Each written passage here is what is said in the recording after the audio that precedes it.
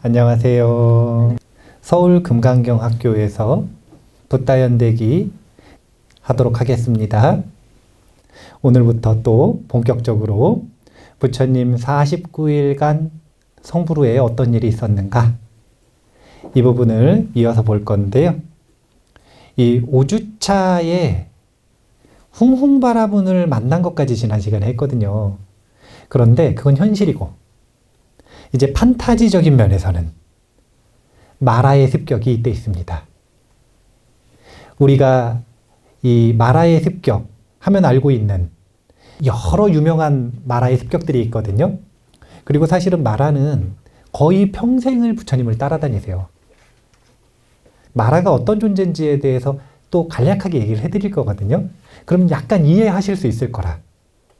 마라의 존재 이유라고 하는 것, 이것을 조금 이해하실 수 있을 건데, 마라가 어떻게 부처님을 습격하는지 한번 볼게요. 지금 교재 있는 부분에 오 수행자 고탐하여 이 세상 사람이나 사무는 금, 은처럼 유용한 물품이나 법복과 같은 필수품을 두고 이것은 나의 것이다 라며 집착하오. 만일 당신 마음 또한 그들처럼 금은이나 법복 등에 집착한다면 당신은 결코 내가 지배하는 세 가지 생존의 세계에서 벗어나지 못할 것이요. 지금 이게 처음 와서 마라가 시비를 거는 게 아니거든요. 원래는 요거 세 번째 질문이에요. 맨 처음에 이와 유사한 다른 비유를 들면서 여전히 당신은 육체를 가지고 있으니 집착에서 벗어나지 못한 것 아닌가 라고 하는 질문을 하면서 시비를 거는 거라. 그런데 부처님께서는 쭉 답변을 하시다가 뒷부분에 보면 그대가 지배하는 영역인 삼류, 사생, 오취, 칠식주, 구중생거에서 그대는 나의 길을 결코 볼 수 없을 것이니라. 왜냐하면 다른 사람들과 달리 나는 이것이 나의 것이다 라고 결코 말하지 않는, 결코 생각하지 않는 완전한 해탈에 이르렀기 때문에. 자, 여기서 두 가지를 보셔야 되는 건데, 첫 번째는 마라가 어떤 부분을 가지고 끊임없이 부처님과 제자들을 쫓아다니면서 시비를 거는지. 그게 뭐냐면 여전히 집착이 남아있고 깨달음이 불완전한 것 아니냐라는 뉘앙스를 가지고 기회가 있을 때마다, 부처님과 제자들이 뭔가 약한 고리가 생길 때마다 끊임없이 그 주변을 맴돌면서 말하는 승단에게 계속 이런 의심이 일어날 수밖에 없는 말들을 하는 거예요. 그런데 그때마다 부처님께서는 본인의 의식을 있는 그대로 얘기하시거든요. 그럼 마라가 꼬리를 말고라 그러나요? 꼬리를 빼고라 그러나요? 꼬리를 내리고 도망가요. 이제 여기서 두 번째로 중요하게 봐야 되는 건 그대가 지배하는 세상 있죠? 저기 위에서도 내가 지배하는 세 가지 생존, 이런 표현이 있죠. 마라는 5가지 존재로 청정도론에서 정리를 하고 있어요. 5가지 존재. 자, 일단 한번 생각해 볼게요. 의견을 물어보겠습니다. 마라는 외부에 있는 실제의 대상이라고 생각하세요? 아니면 마음에 있다고 생각하세요? 네. 그러니까 이게 뭐랑 똑같냐면, 제가 승가대학교에서 스터디를 하는데, 학생 때, 그때가 1학년 때인가 그럴 거예요. 스터디를 하는데 스님들하고 모여가지고 스터디를 하는데 논쟁이 스님들끼리 생겼어요. 그 논쟁이 뭐였냐면, 욕계, 색계, 무색계라고 하는 세상은 마음에 있는 것이냐 밖에 있는 것이냐. 그래서 선수행을 깊게 하시다 오신 스님께서는 마음에 있는 것이다. 그게 아니라 이제 교학에 아주 깊은 관심을 가지고 계시는 분들은 또 밖에 있는 것이다. 그래서 한참을 논쟁하시는 걸 듣다가 그때 제가 막내였거든요. 그러니까 막내는 항상 발언권이 마지막에 오잖아요. 그래서 마지막에 스님들 그게 아니라 내면에 있는 삼계와 외부에 실제하는 삼계는 서로 상응하는 것이다. 오늘도 똑같아요. 마라는 내면에도 있지만 외부에도 실제합니다. 이걸 정리하고 있는 게 청정도론의 의견인데 5가지 마가 있다 그래요. 첫 번째가 뭐냐면 번뇌마. 이 번뇌감마가 뭐냐면 탐진치예요. 내면의 탐진치. 이것 자체가 마라다. 두 번째가 뭐냐면 온마예요. 온마. 오온 할 때 온. 그래서 이 고통스러운 육체 자체가 마라다. 세 번째가 행만데요. 행이라는 게 뭐냐면 업을 짓는 의도. 그래서 이 업을 짓는 의도를 가지고 있는 것, 그것이 사라지기 전까지 그 행 자체가 마가 된다는 거예요. 네 번째가 뭐냐면 사만데요. 죽을 사자 써요.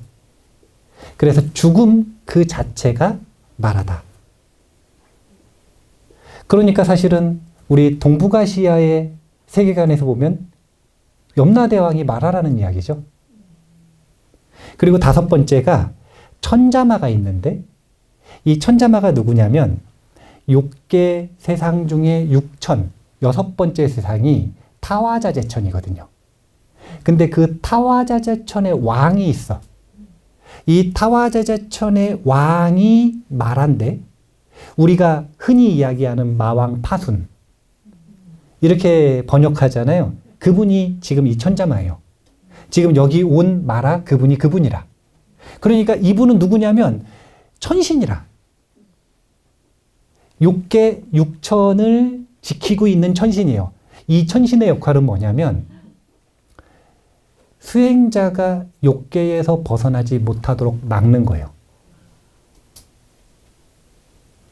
6개에서 벗어나지 못하도록 막으면 3계에서 벗어나지 못하도록 막는 역할을 하고 있는 거죠. 그래서 여기서 3가지 생존의 세계, 당신이 지배하는, 그리고 당신이 지배하는 여러 가지 명칭들을 쭉 이야기하시면서 나는 그곳에서 벗어났기 때문에 마라 당신은 나에게 영향을 미칠 수 없다.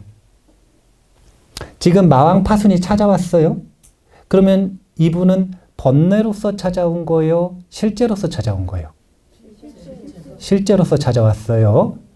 지금 요 마라의 습격 지금 이 타이밍이 아니라 성불 직전의 일들에서는 화살도 막 쏘고 군대도 오고 막 이러죠. 지금 요때 말고요. 그때도 이미 져요. 근데 화살을 쏜단 말이에요. 그 화살이 날라와. 그런데 왜 부처님은 그 화살에 상처받지 않고 그 화살이 꽃비가 될까요? 그쵸. 힌트를 드렸잖아요. 상응하는 거라고. 마음의 내면에 번뇌마가 없는 존재는 외부적인 실제로서의 마라가 와도 그 마라가 아님이 되는 거예요. 왜냐면 상응하지 않으니까. 그러니까 아는 게 많은 게 좋은 거예요? 아는 게 많은 게 독이 되는 거예요? 독이 되는 경우도 있는 거라. 아는 게 많으면 자꾸 마음이 상응을 해. 그래서 저는 괜히 배웠어요. 뭘 배웠냐면은 청소를 하지도 않으면서 청소하는 법을 배웠거든요. 청소는 하지도 않는데 괜히 청소하는 법을 배워놔서. 청소하는 법을 배우면 청소를 딱 하라 그러면은 요즘에는 저희 로봇 청소기가 해주지만 빗자루를 가지고 한다고 생각을 해보세요. 그럼 아무 데나 막 쓸고 다녀야 돼요. 저쪽 끝에서부터 차근차근 이렇게 청소를 해야 돼요. 차근차근 청소를 해야 되죠. 근데 누가 막 그냥 여기저기 청소를 하고 날라다녀. 그러면은 지금 저희 천자마가 왔잖아요. 그걸 보고 마음에서 번뇌마가 상응을 해요, 안 해요? 근데 청소하는 법을 모르면 상응을 안 한단 말이다. 그럼 어떻게 되냐면 그게 나쁜 행동이나 어리석은 행동이 아니라 잘못된 행동이 아니라 열심히 한다. 참 착하다. 꽃비로 변하는 거예요. 자, 일단은 마라에 대한 이야기로 잠깐 몸풀기를 했고요. 그래서 마라가 무서워하는 건 딱 하나밖에 없어요. 부처님 성불하시기 전에 마라가 나왔던 이유는 어떻게든 부처님께서 본인이 지배하는 지배권에서 벗어나지 않도록 막기 위해서 노력했던 거예요. 그러면 성불하신 이후에는 왜 계속 쫓아올까요? 아이, 못 끌어내리는 거 알아. 이따가 장면 제가 잠깐 언급을 해드릴 건데, 시험해 보려고도 아니, 못 끌어내리는 건 이미 다 알아요.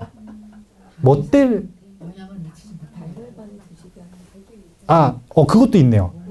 근데 지금 두 가지가 나왔는데, 하나는 뭐냐면 전법을 너무 싫어하는 거예요. 미치겠어. 아니, 지금 마라, 여기 지금 천자마가 나오잖아요. 이 천자마는 누구랑 비슷하냐면 사탄이랑 비슷한 거예요. 근데 사탄하고 결정적인 차이가 뭐냐면, 이 마라, 천자마라고도 하고, 이 빨리어 별명으로는 빠삐만이라고 하거든요. 근데 이 마라 빠삐만은 누군가를 유혹해서 타락시키는 역할은 안 해요. 그런 역할이 아니에요, 이 사람은. 어떤 역할이냐면, 그냥 윤회의 감옥의 간수 같은 역할이라고 하시면 돼요. 네. 벗어나려고 하면 그를 막는 역할을 하는 게 빠삐만이고, 사탄은 끊임없이 유혹을 하죠. 타락시키기 위해.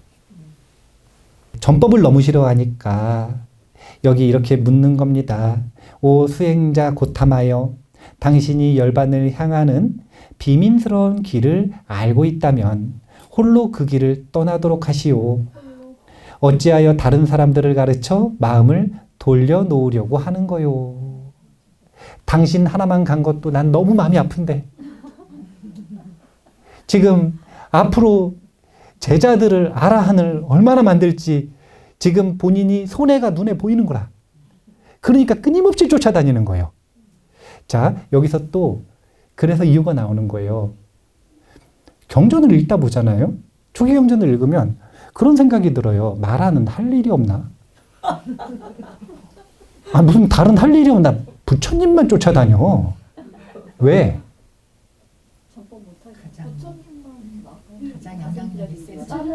그러니까 삼계를 벗어나는 사건 옆에는 항상 부처님밖에 없어요. 그때 당시에. 그 전에는 삼계를 벗어나는 방법을 그 누구도 설하지 못했어요. 불사의 문을 누구도 못 열었단 말이에요. 그런데 부처님께서는 불사의 문을 여시고 그 이후에 마라빠삐만의 주요 인물이 됐다가 이제는 그냥 옆에 있으면 내가 할 일을 충분히 할 수 있겠구나. 그래서 항상 따라다닌다고 보시면 돼요. 물론 이제 항상 따라다닌다 이런 기록은 없어요. 그런 기록은 없어요. 여기 이제 요 밑에 원래 묘사가 있거든요. 여기서 보면 마라가 파순이 빠삐만이 부처님한테 진단 말이에요.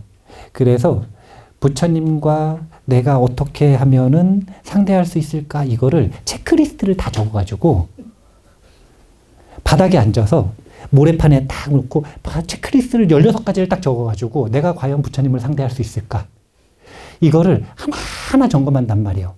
나는 부처님처럼 보시바라미를 완성하지 못했다. 그래서 나는 안 될 것 같다. 나는 부처님처럼 지게바라미를 완성하지 못했다. 그래서 나는 안 될 것 같다. 맨 마지막에는 나는 부처님처럼 일체지가 없다. 그래서 안 될 것 같다. 그래서 의기소침해가지고 앉아있는데 그때 딸들이 와가지고 왜 도대체 아버지 그러고 있으십니까? 라고 물으면서 본인들이 출격을 하는 거예요. 가래와 불쾌와 탐착이라고 하는 세 딸이 여기 지금 쪼그리고 앉아서 줄을 긋고 있는 아버지의 모습을 보고 이렇게 얘기를 하는 겁니다. 아버지, 여기서부터 한번 같이 읽어볼까요? 아버지, 왜 그렇게 슬프고 의기소침해 계십니까? 그러자 마라가 대답했다. 사랑하는 딸들아, 수행자 고타마가 내가 지배하는 3가지 세계에서 해탈했다. 나는 7년 동안 그를 따라다니며 허물을 발견하려고 애썼다. 그러나 여태껏 비난할 만한 어떤 악행도 그에게서 발견하지 못했다. 그래서 너무 슬프고 의기소침해져 있는 것이다. 사탄하고는 캐릭터가 달라요. 이분은 그냥 존재가 무슨 의무를 가지고 있는 거냐면 타화자재천에서 삼계를 벗어나지 못하도록 맡고 있는 역할을 맡고 있는 분이라. 그게 소임이라. 그러니까 그 역할에 충실한 거예요. 그러니까 이런 부분들도 보면은 선악의 개념이 이웃종교와 불교의 개념이 불교가 조금 많이 뉘앙스가 다르다는 걸 알 수 있죠. 그래서 어떻게 유혹을 하느냐? 딸들이 유혹을 하는데 아버지 걱정하실 것 없습니다. 저희가 저 수행자 고타마를 유혹하여 아버지 앞에 데려오겠습니다. 라고 이제 이야기를 하지만 마라는 사랑하는 딸들아 이 세상 그 누구도 수행자 고타마를 유혹할 수 없다. 흔들리지 않는 믿음에 굳건히 서 있는 자이다 라고 자신의 경험을 얘기하죠. 7년 동안 쫓아다녔으니까. 단 한 번도 성공하지 못했으니까. 심지어 지금은 성불까지 하셨어.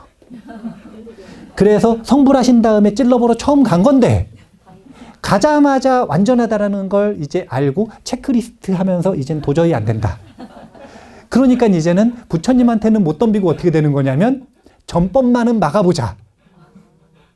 그런 생각을 가지고 부처님께 계속 얘기하고 제자들을 쫓아다니면서 의심을 갖게 하고 그런 태도의 전환을 이루는 건데 마라의 세 딸이 뭐라고 이야기하는 거냐면 아버지 저희들은 여자입니다. 이 한마디로 아버지하고 다르게 우리는 저 남성을 유혹할 수 있습니다. 그래가지고 이제 유혹을 시작을 하는 거예요. 유혹이 재밌어요. 남자들의 취향은 모두 제각각이다. 어떤 남자는 젊고 부드러운 여인을 좋아하고 또 어떤 남자는 어린 여자를 좋아한다. 또 중년 여인을 좋아하는 남자도 있다. 그러니 우리 셋이서 같은 연령대의 모습을 하고 저 사문을 유혹해보자. 그래서 어떻게 하냐면 각각 100명의 여인들을 화작해내었다. 이제 연령대를 아주 어린 여성부터 시작해서 노인 여성까지 온갖 모습으로 자신의 모습을 나타내서 부처님을 유혹을 하는 겁니다. 언뜻 생각해보면 보편적으로 남성들이 이 젊은 여성을 좋아할 것 같으세요? 나이가 많은 여성을 좋아할 것 같으세요? 그러면 선택과 집중을 통해서 그 여성의 모습으로 정말 아름다운 모습을 나타내는 게 유혹의 성공률이 높지 않을까요? 이거는 하나만 알고 둘은 모르는 거라. 그게 뭐냐면요. 유혹이라고 하는 것의 본질인데 이름이 한 명이 가래였어요. 그 다음에 다른 한 명이 탐착이었어요. 그리고 다른 한 명이 사실은 원래 불쾌라. 가래와 탐착과 불쾌가 있는데 우리가 석가모니 부처님의 입장이 돼보자고요. 아주 예쁜 여성이 있어요. 내 취향이라. 부처님한테는 취향이라는 게 있을까요? 없을까요? 없다고 생각하시면 안 돼요. 종자는 있잖아요. 취향이라는 건 종자예요. 그것이 현행하고 거기에 사로잡힐 것인가 아닌가의 차이인 거지. 그러면 취향이라는 게 있을 거 아니에요? 그러면 아주 아름다운 여인이 있어요. 그러면 마음에서 탐착의 마음과 가래의 마음이 일어날 가능성이 높아요, 안 높아요? 높죠. 그러니까 이런 확률을 노리는 게 좋지 않느냐 이거 아니에요. 그런데 아주 싫어하는 이미지가 또 있을 수 있어요, 없어요? 예를 들어 가지고 너무 안 예뻐. 그 자기 모습에 자기 이미지에 너무 안 예쁜 거예요. 그러면은 보자마자 딱 뭔가 본능적으로 싫어하는 마음이 일어날 수도 있어요, 없어요? 있죠. 그건 지금 불쾌한 거죠. 이 탐착과 불쾌를 일으키는 것 둘 다가 유혹에 넘어간 거예요. 불쾌를 일으킨 것도 유혹에 넘어간 거예요. 그래서 온갖 모습의 화작을 나타내었다. 이렇게 표현을 하는 겁니다. 처음에는 이해가 잘 안 되는 거예요. 나 같으면 선택과 집중을 해서 어차피 조금만 알아보면 천신들이니까 금방 신통으로 알아볼 수 있을 거 아니에요.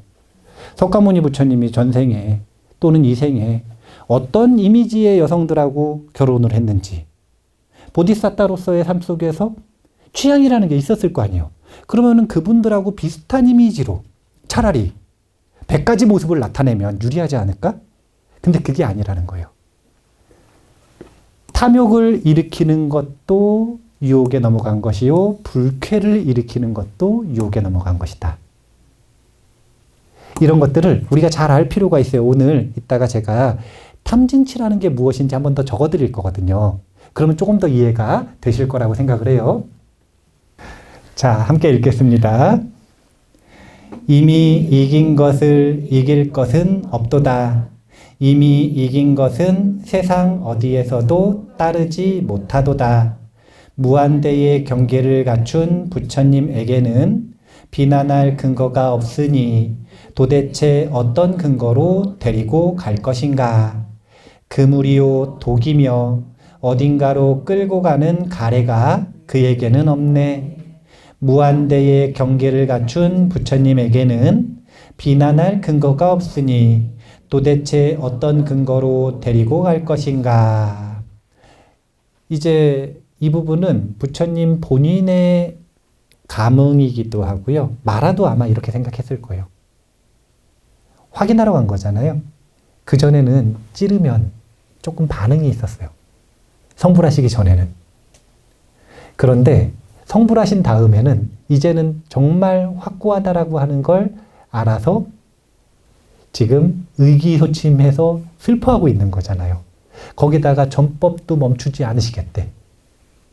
가래와 세 딸의 이 이름과 명칭을 배대를 한번 해봤거든요. 우리가 지난 시간에 가래 세 가지 이름을 배웠죠. 하나가 뭐냐면 요괴, 두 번째가 유괴, 세 번째가 무유괴라 그랬어요. 요괴라고 하는 게 뭐냐면 쾌락을 가지고 싶어 하는 걸 요괴라 그래요. 이제 흔히 우리가 생각하는 가래는 이거예요. 두 번째가 뭐냐면 유괴예요. 이건 뭐냐면 존재하고 싶은 욕구예요. 존재하고 싶은 욕구. 그 다음 세 번째가 뭐냐면 무유괴인데 이거는 존재하고 싶지 않은 욕구예요. 그러니까 불자들 중에 목표가 뭡니까? 그러면 다음 생에 안 태어나는 겁니다. 이렇게 말씀하시는 분들이 있다 그랬죠. 그런데 그렇게 말하기만 하고 수행을 안 하면 무유에만 가지고 있는 거예요. 그거는 그냥 허무함에 가까운 거예요. 아라한이 되는 수행은 그렇지 않고 굉장히 활발한 에너지를 가지고 있거든요. 무유의 이것 때문에 사람들이 스스로를 죽이기도 한다. 이렇게 이야기를 했습니다. 그런데 마라의 세 딸은 따나, 아라띠, 라가. 그래서 가래와 불쾌와 탐착이에요. 우리가 흔히 가래라고 하는 것, 이것은 요괴라고 했는데 세 번째에 보면 탐착과 연결성이 있고요. 불쾌, 이것은 무유회와 연결성이 있고요. 가래, 이것은 유회와 연결성이 있다. 이렇게 생각을 하시면 돼요. 요거를 설명을 해드리면서 조금 더 이해하기 쉽게 제가 이 탐진치에 대한 내용을 한번 정리해 드릴게요. 탐욕이라는 게 있고 분노라는 게 있고 그 다음에 어리석음이라는 게 있죠.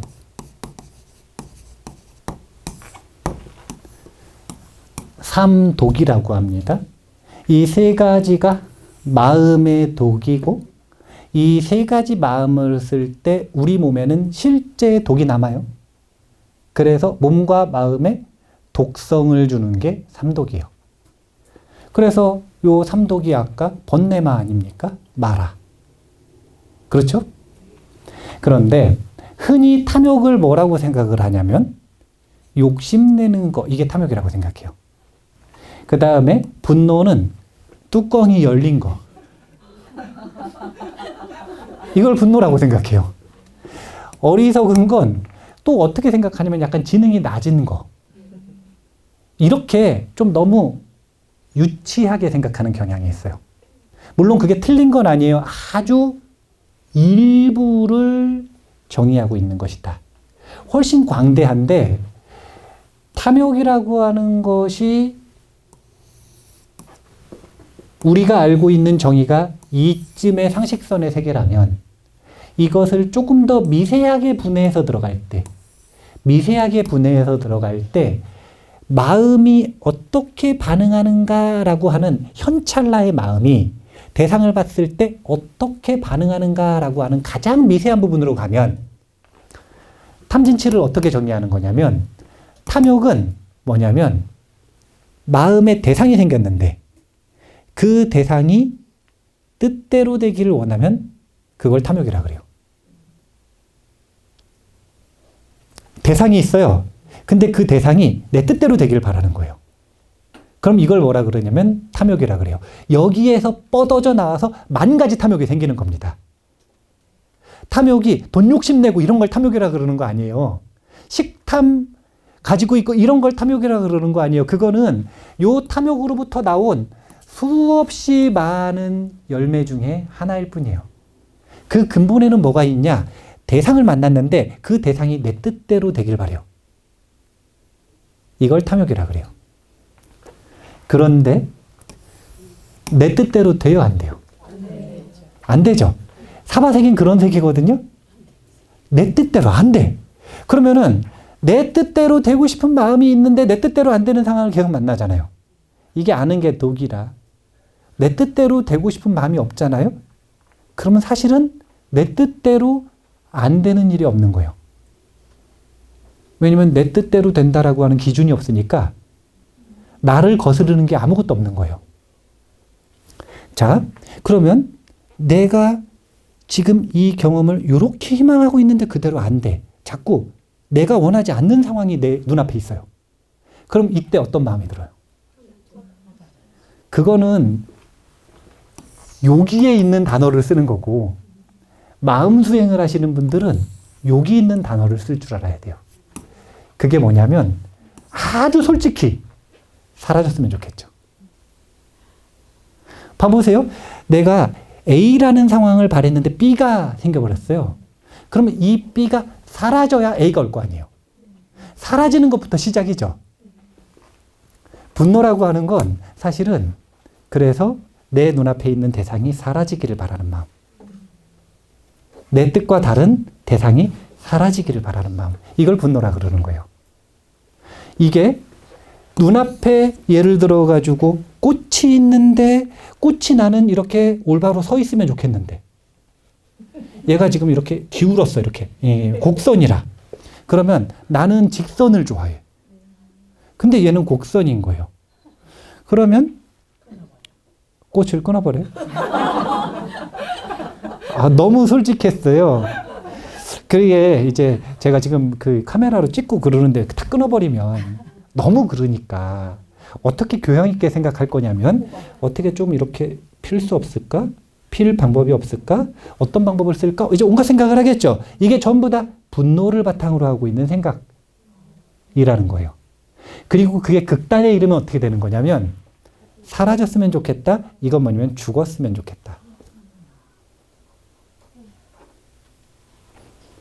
죽었으면 좋겠다. 사라졌으면 좋겠다. 이 모든 마음들의 시작은 뭐냐면 뜻대로 안 되는 그 상황이 없어졌으면 좋겠다. 변했으면 좋겠다. 여기서부터 시작하는 거예요. 그래서 여기 있는 게 씨앗. 이것이 펼쳐졌을 때 온갖 무서운 잔인함, 잔혹함, 혐오와 해악들이 벌어지는 겁니다. 탐욕은 내 현행에 있는 대상이 내 뜻대로 되기를 바란다면 그걸 탐욕. 분노는 그대로 안 될 때 사라졌으면 좋겠다라는 마음이 든다면 그게 분노. 그럼 어리석음은 뭘까요? 그게 뭐냐면 내가 그러고 있는 걸 모르는 걸 어리석다 그러는 거예요.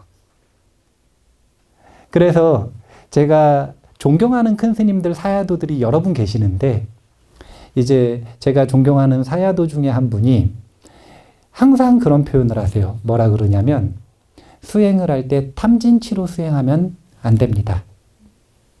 탐진치로 수행하는 게 아닙니다. 이렇게 얘기하시거든요. 우리는 수행할 때조차 앉았어요. 마음이 고요하면 좋겠어요? 시끄러우면 좋겠어요?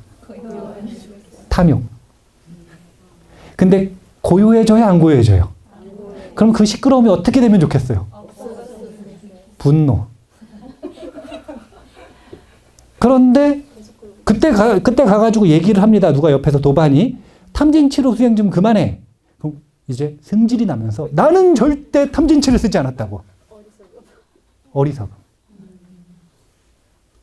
모르니까 아예 교정이 안 되는 거예요. 자기가 어떻게 하고 있는지를 모르니까.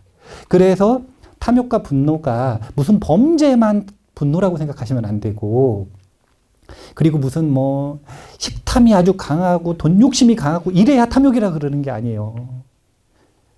가장 밑바닥에서는 현찰나의 마음 속에서 탐진치의 씨앗을 우리가 발견할 줄 알아야 된다. 이런 부분들을 알고 계셔야 돼요. 아직도 5주차예요. 근데 또 판타지가 있어요. 우리가 이제 모르는 부분을 제가 하나 가지고 왔어요. 그게 뭐냐면 범천의 권청이 한 번이라고 생각을 하시는데 이 대불정경에서는 2번이에요. 1차 권청이 있고 2차 권청이 있는데 우리가 아는 건 2차 권청이고, 2차 권청은 언제 이루어지냐면 49일 다 지난 다음 날 50일째에 이루어지는 게 우리가 알고 있는 권청. 근데 5주차에 또 범천에 1차 권청이 있습니다. 그게 뭐냐면 이런 내용이에요. 부처님이 5주차니까 지난 한 30일 정도? 그 시간을 곰곰이 되짚어 보시는 겁니다. 천신들 참 의심도 많아요. 연기법은 내가 참 잘 깨친 것 같아요. 사아승직업 동안 고생도 많았어. 보리수 너무 고마워요. 삼장도 설하셨어. 그런데 후궁 바라본을 만났는데 참 깝깝하죠. 마라는 또 와가지고 난리라. 딸들까지 와가지고. 그러니까 마음속에서 어떤 생각이 드는 거냐면 존경할 자가 아무도 없다는 것은 실로 불행한 일이다. 모든 번뇌를 다 몰아내고 모든 악을 제거한 자로서 내가 높이 존중할 수 있는 자가 없을까? 그래서 세상을 또 살펴보시는 거예요. 왜 살펴보시냐면 혹시 그런 분이 계시다면 나는 불완전한 거니까 가서 공부하려고. 그래서 세상을 쭉 살펴보시면서 나보다 더 연기의 진리에 그리고 니바나를 완전하게 이룬 분이 혹시 있을까? 그래야 존중할 수가 있으니까. 그래서 살펴봤는데 없어요. 그러니까 마음이 이제 아이고 참 여기 불행한 일이라 그랬잖아요. 존경할 자가 아무도 없는 세상을 내가 살아야 되나? 이런 생각이 드시는 거예요. 그러니까 지금 범천이 이 마음의 흐름, 상속심에서 일어나고 있는 이 흐름을 눈치채고 눈치 빠르게 내려와서 권청을 하는 겁니다. 뭐라고 하는 거냐면 정법만을 존중하며 살아야 한다라고 하는 것을 권청하는 거예요. 부처님 마음속에서 이런 마음이 드셨대요. 내가 꿰뚫은 법만 존경하면서 살아야겠다. 그러니까 3주 동안 그리고 4주까지 요 대불전경의 기준으로 본다면 연기법을 깨치셔서 3장을 설하셨는데 충분히 준비를 하셨다는 거죠. 내가 깨친 법을. 이 법을 존중하면서 살아야겠다. 이런 생각을 하셨다는 거예요. 상속심에서. 그리고 그 타이밍에 범천이 딱 내려와서 왼쪽 어깨에 상의를 걸치고 오른쪽 무릎을 땅에 꿇고 숭배의 뜻으로 합장하고서 이렇게 말하는 겁니다. 영광스러운 부처님이시여, 부처님의 생각이 옳습니다. 세존이시여, 과거세에 출연하신 부처님들도 오직 법만 존경하며 사셨습니다. 미래세에 출연하실 부처님들도 오직 법만 존경하며 살 것입니다. 영광스러운 부처님이시여, 현세의 부처님으로 출연하신 세존께서도 오직 법만 존중하며 사시길 바랍니다. 부처님은 존재로서의 개별적인 존재들 그 누구도 존중할 수 없는 가장 수승한 위치에 오르신 거예요. 이제는 존중할 수 있는 건 단 하나밖에 안 남았고 이것은 과거 모든 부처님이 공통이었다는 거예요. 그래서 부처님을 뭐라고 하는 거냐면 천상천하 무여불이라고 하는 겁니다. 천상천하에 나와 비교할 수 있는 이가 없더라. 없더라. 그래서 부처님께서 이제부터는 나는 범천의 권청을 받아들여서 존중할 사람 하나 없는 이 세상을 떠나고 싶으셨는데 마음을 다잡고 법을 존중하면서 살아가리라 다짐하신 거예요. 이게 1차 권청의 결과입니다. 그러니까 범천이 하느님 소리를 들을 만해요. 권청 안 했으면 가신 거예요. 그것도 2번이나 권청을 해서 세상을 살리는 겁니다. 2차 권청은 오늘 못 봐요. 부처님이 무엇을 존중한다고요? 그러면은 부처님이 더 중요한 거예요? 법이 더 중요한 거예요? 이런 뉘앙스가 불교에는 분명히 존재한단 말이에요. 법보를 굉장히 중요시 여기는. 근데 그게 그냥 아무렇게나 주장을 한 게 아니라 경전을 읽다 보면 그런 뉘앙스가 지금 있잖아요. 이 법으로부터 부처님이 나오셨고 부처님이 존중할 수 있는 세상의 유일한 것은 법뿐이다. 이렇게 이야기를 하잖아요. 법을 보는 자는 나를 보고 나를 보는 자는 법을 본다. 이런 표현 들어보셨어요?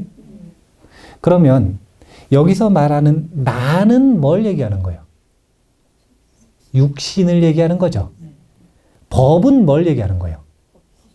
아니, 처음부터 법신이라 그러면은 안 돼. 육신하고 상대되는 개념으로 정신. 그러니까 나의 깨달은 정신을 보면 나 육신을 본 것과 같다라는 이야기고 또 반대로도 나를 보는 자는 진리를 볼 수 있을 것이다. 이렇게 이야기하시는 거예요. 이게 법을 보는 자 나를 본다라고 하는 사상인데 이런 사상들이 초기 경전 도처에 나옵니다. 사실은 이런 것들이 바로 뭐냐면 부처님의 육신보다 정신을 더 중요시 여기고 그래서 그 정신, 깨달으신 정신을 법신이라고 하는 이름으로 부처님의 몸으로서 개념화하는 법신 사상의 근본이 되는 거예요. 박할리경이거든요. 제가 박할리경 좀 소개를 해드릴게요.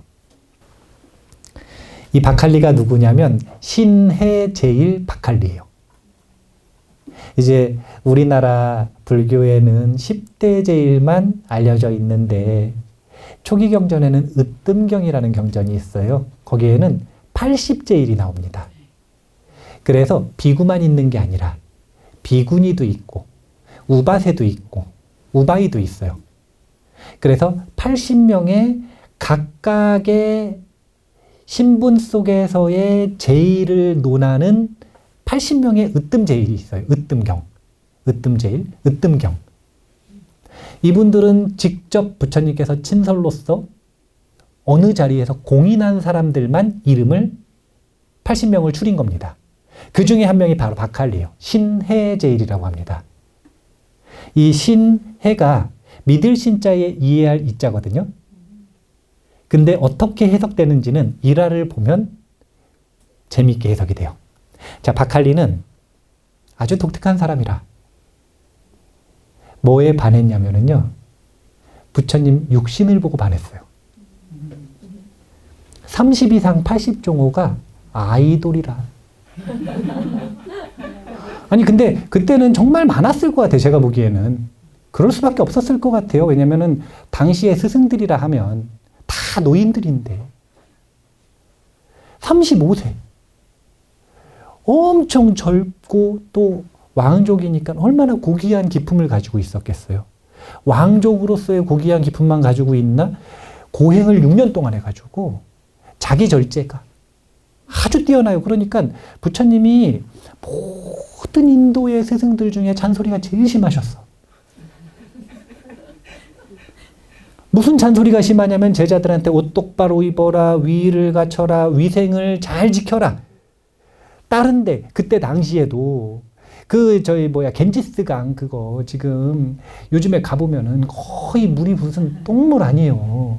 근데 거기 가가지고 목욕을 하면 성불을 한다고 천상에 태어날 수 있다고 다 들어가는 그 시기에 위생과 위와 장엄을 끊임없이 말씀하신 분이 부처님이시거든요. 그러니까 부처님은 사실 잘 아셨어. 세상 사람들의 외모 지상주의를. 그래서 만나러 와서 법문을 듣기 전에 싫어서 가지 않도록 제자들을 아주 잘 장단시키신 분인데, 근데 색신에 반해서 출가를 했어요. 그러니까 부처님 보는 건 너무 좋은 거예요. 왜 그런 거 있잖아요. 그거 뭐라 그래요? 뭐 아이돌 너무 좋아하는 거고. 사생팬은 좀 나쁜 팬 아니에요? 근데 너무 재밌는 게 출가한 이유도 이거예요. 출가한 이유가 이거라. 부처님 옆에서 자주 보고 싶어서. 그런데 어느 날 맨날 출가해가지고 부처님만 쫓아다니니까 부처님께서 생각을 딱 하셨는데 대연민산매에 들어서 보니까 오늘 저 제자에게 이렇게 얘기를 안 하면 이 제자는 깨달음의 기회를 놓칠 것 같은 거예요. 그래서 본인을 열심히 쫓아다니는 박할리에게 이렇게 혼내시는 거예요. 물러나라 박할리여, 이 썩어 문드러질 몸을 보고 있어서 무엇하겠느냐. 본인의 몸을 썩어 문드러질 몸이라고 얘기를 하시는 겁니다. 뉘앙스 딱 보세요. 부처님 육신이 중요하세요? 정신이 중요하세요? 정신이 중요하죠. 그런데 왜 도대체 육신에 대해서 그렇게 강조를 하셨느냐? 중생은 육신을 좋아하니까. 그런데 이 말을 딱 듣고 나니까 박할리는 배신감이, 내가 출가한 이유는 오직 부처님 너무 잘생겨서, 부처님 좋아서인데 쫓아다닌다고 지금 거의 나를 비난하고 쫓아내신 거나 마찬가지거든요. 그러니까 더 이상 살 마음이 없는 거예요. 그래서 낭떠러지로 갔어요. 떨어져 죽겠다고. 떨어져 죽겠다고 갔어요. 그래서 떨어져 죽을 마음으로 그 앞에 딱 섰는데 이제 부처님께서 이번에는 어디에 나타나셨냐면 그 낭떠러지 앞 허공에 나타나신 거예요. 그래서 황금빛 몸을 탁 보여주시면서 뭐라고 얘기하셨냐면 오라 박할리여, 두려워하지 말고 그대는 내게로 오라. 그러니까 어떻게 했냐면 진짜로 허공에 떨어진 거예요. 한 발을 내딛어서. 이런 걸 백척간두 진일보라고 하는 거예요. 그러면 떨어졌어요. 자, 어떻게 됐을까요? 예. 떨어졌는데 떨어지는 동안 박할리는 독과를 얻었다 그래요. 그리고 당연히 죽지는 않았습니다. 당연히 죽지는 않았어요. 어디야, 낭떠러지가 아니라 높은 절벽에서 떨어지면 죽어요? 안 죽던데? 저는 안 떨어져 봤는데, 우리 노스님 떨어지셔가지고, 우리 노스님도 저희 왜 그런 거 좋아하시거든요. 옛날 선사들 기록 이런 거 좋아하세요. 어쩔 수가 없어요. 너무 어릴 때 출가하셔가지고 약간 팬심이 있으시단 말이에요. 그러면 옛날 선사들 꼭 어디서 수행해요? 절벽에서 수행하잖아요. 절벽에서 어떻게 수행하냐면 여기다 칼 대고 수행하잖아요. 그래서 본인도 이 크루를 이뤄가지고 2명의 도반과 함께 셋이 올라가가지고 그 절벽 낭떠러지에서 수행을 하신 적이 있대요. 근데 2분이 도망가셨대. 그래서 혼자 남았는데 혼자서 잠깐 졸다가 보니까 떨어지고 있더래요. 그래서 떨어지면서 문득 생각을 하셨대요. 내가 필요 없으면 이대로 가겠지. 부처님께서 나를 쓰실 일이 있으면 살려주시겠지. 그런데 그때 아무것도 걸리지 않았는데 허공에 뭔가 나뭇가지 걸린 것처럼 툭 멈췄다가 떨어져가지고 골반이 약간 나가는 정도에서 돌아가시지 않고 사셨대요. 그런 일들은 옛 스님들 수행하실 때 정말 자주 일어나는 일들이에요. 파칼리도 마찬가지예요. 부처님께서 말씀하시니까 그 부처님께서 낭떠러지로 한 걸음을 내디디라고 하는 이 말을 부처님에 대한 신심 하나로 믿고 낭떠러지를 육지처럼 걸어간 거예요. 그래서 덕과를 얻으셨대요. 덕과를. 여기 법구경 개송이거든요. 같이 읽어볼까요? 부처님의 가르침에 믿음이 충만하고 희열이 가득한 비구는 고요하고 평온한 경지를 얻으리니 모든 형성된 것의 멈춤, 그 행복에 이르리라. 이게 젊은 시절의 바칼리 이야기입니다. 그런데 나이 드신 다음에 또 있어요. 일화가. 이번에는 뭐냐면 부처님 이 바칼리 존자가 늙고 병들었어요. 그러니까 이제 보니까 자기가 좀 있으면 갈 것 같은 거예요. 독과를 이루신 상태니까 예측이 가능하잖아요. 갈 것 같아가지고 부처님한테 요청을 드렸어. 비구 스님들 몇 분만 좀 보내주셔서 경전 좀 읽어주십시오. 그러면서 시자한테 얘기를 하기를, 그런데 부처님께서 꼭 한번 와주시면 좋겠습니다. 원래 부처님 뵙고 싶어서 출가한 거잖아요. 그러니까 부처님께서 직접 가셨어요.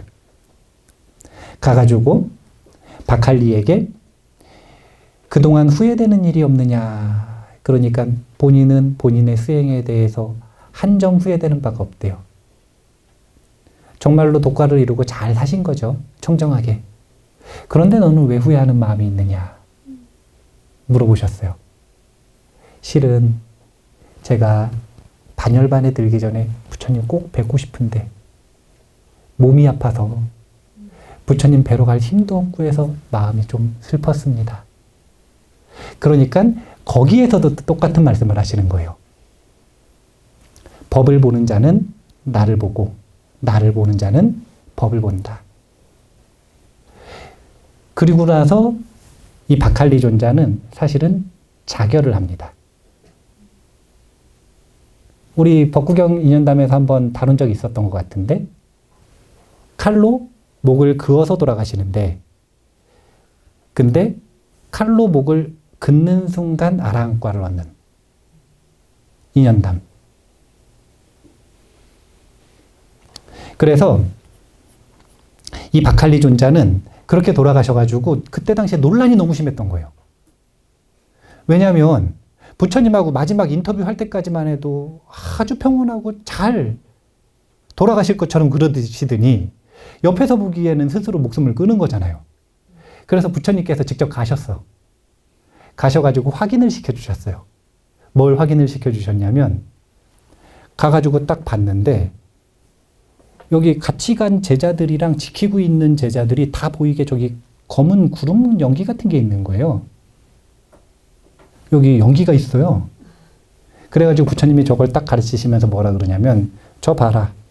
저기 재생 연결식으로 이끌고 가려고 하는 마라가 박할리를 찾지 못해서 저기를 헤매고 있지 않느냐. 이 이야기는 생이 끝났다는 거예요? 안 끝났다는 거예요? 끝났다는 거죠. 그래서 사후에 아라한과를 인정해 주시는. 그때 당시에 같이 있었던 제자들이 여기 검은 연기를 봤대요. 저기 봐라. 마라가 왔는데, 그러니까 저승사자가 왔는데 지금 박할리를 찾을 수가 없어서 저기 저러고 있지 않느냐. 신해제일인데요. 여기서 말하는 신해가 믿음으로써 이해했다가 아니라 믿음으로써, 오직 믿음으로써 해탈하는 데 있어서 제일인 존자가 박할리 존자예요. 제가 범천의 권총에 대한 이야기들을 초반에 정말 자주 할 거예요. 이유는 다른 게 없어요. 뭐 때문이냐면 본래 자아가 완전한 죽음에 이르면 그걸 아라한이라고 하잖아요. 그러면 대부분의 아라한들은 세상을 떠납니다. 육체를 버려요. 자살이 아니죠. 자가 없어요. 감옥에서 벗어난 거예요, 그냥. 자살이라고 하는 건 아까 이야기했잖아요. 무유에, 이 가래에 속박당해서 자신의 삶을 끝낼 수 있는, 여기서 삶이라는 건 이번 삶을 말하는 게 아니라 윤회를 끝낼 수 있는 원인을 만들지 못하고 그냥 단순히 내가 없어졌으면 좋겠다라고 생각해서 죽으면 그걸 자살이라 그러는 거예요. 근데 그게 아니라 대부분의 아라한들은 세상을 떠나요. 그러니까 범천이 부처님을 예의주시하면서 계속 와서 권청을 하는 겁니다. 세상 떠나실까 봐. 아라한이 된다라고 하는 건 그렇게 자아가 사라지는 거예요. 그래서 아라한이 자신의 육체를 버리고 떠나는 것은 반열반. 반열반이 반만 열반한다는 게 아니라 완전한 열반이라는 뜻이에요. 정신은 독과를 이룰 때 이미 열반했지만 육신이라고 하는 아직 이 장애물이 남아있는 상태이기 때문에 완전하지가 않다. 그래서 이 육신까지 완전히 벗어나면 더 이상 남은 게 아무도 없는 무여열반에 이르렀다. 이렇게 말하는 건데요. 아라한들은 이렇게 생을 끝내고 윤회를 끝낼 수 있는 자격을 얻은 분들이다. 그래서 범천이 그렇게 걱정을 하는 거다. 이런 걸 아셔야 된단 말이에요. 이제 여기 계시는 법부님들이 수행을 하다 보면 도반이나 스승을 모시고 수행을 하는 경우들이 생길 수 있잖아요. 근데 어느 날 보니까 스승이나 도반이 좀 묘해. 묘하다는 건 뭐냐면 다른 게 아니라 아라한 되실 것 같아. 그런 순간들이 만약에 느껴진다. 그러면 옆에서 잘 눈을 뜨고 지켜봐야 돼요. 잘 지켜야 돼. 왜냐면은 방에서 아라한 되신 다음에 갑자기 사라졌을 수 있어. 선정력이 있는 분들은 사실은 육체도 안 남기고 사라지시는 분들도 너무너무 많기 때문에. 열의 아홉은 세상을 떠난다. 이거 반드시 기억하시고요. 그래서 자신에게 그런 순간이 올 것 같다면 그런 순간에 그 수행자, 위대한 수행자를 삶에서 이끌어 나가는 원동력은 보리심뿐이 없으니 이 보리심의 서원을 빨리 일으켜서 강력하게 만들고 그걸 바탕으로 수행을 하면 세상에 남는다. 근데 그렇지 않다면 세상을 떠나는 경우가 너무 많다. 아마 제가 다음 시간에 범천의 권청 2를 또 얘기할 거 아닙니까? 그때 범천이 권청을 하는 이유를 굉장히 자세하게 얘기하세요. 그리고 나서 세상에 어떤 아라한들이 남게 되는지 조건을 보여주시거든요. 그런 부분들을 제가 이번에는 좀 자세하게 분석을 해볼게요. 오늘 제가 원래는 이런 의도가 아니었어요. 신의 제일 박할리라 그래가지고 믿음만으로 해탈했다 이걸 말하고 싶었는데 결국은 본인 스스로 돌아가신 거에 초점이 맞춰져가지고 분위기를 어떻게 제가 해결해 보려고 막 했는데 자, 여기까지 지금 5주차에 있었던 일과 박할리 존자는 5주차에 있었던 일 아닙니다. 번외편. 법신사상의 기초. 나를 보는 자는 법을 본다. 법을 보는 자는 나를 본다. 썩어빠질 육신이 아니라 정신, 깨달음을 같이 공감하고 이해해야 한다. 그것이 나를 진정으로 알아주는 것이다. 라는 부처님 스승의 이 마음을 한번 이해해 보시면 좋겠다. 라는 생각입니다. 여기 계시는 분들이 빨리 독과를 이루셔서 세상에 남을지 말지 행복한 고민을 해보시면 좋겠습니다. 다음 주에는 6주차부터 한번 보도록 하겠습니다. 오늘 이만 마치도록 하겠습니다. 감사합니다.